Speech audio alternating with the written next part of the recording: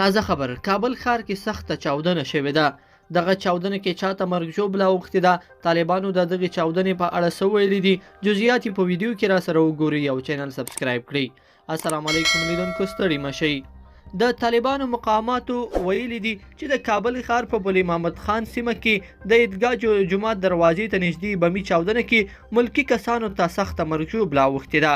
د طالبانو ویان ذبیح الله مجاهد د یک شنبې په ورځ د دې چاودنې څخه څو شېبې وروسته په ټویټر کې ولیکل چې دغه چاودنې د ملکي کسانو په یوې غونډه کې شوې ده او مرګ ژوبله یې هم اړولې ده، خو د طالبانو د تلفاتو په اړه یې جزئیات نه دي ورکړي.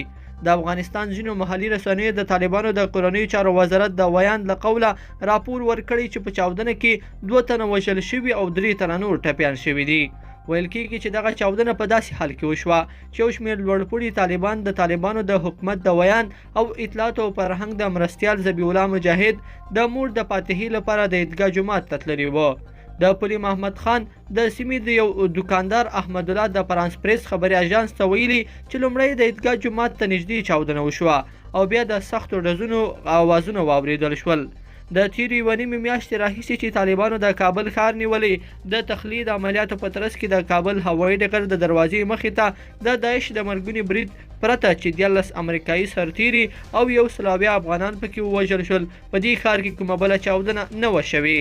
لیدونکو په دې هیله چې دا مطلب به مو تر پایه لیدلی وي. که مو دغه ویډیو خوښه شوې ویډیو لایک کړئ د سره او چینل سبسکرایب کړئ. تر بیا ښه وخت.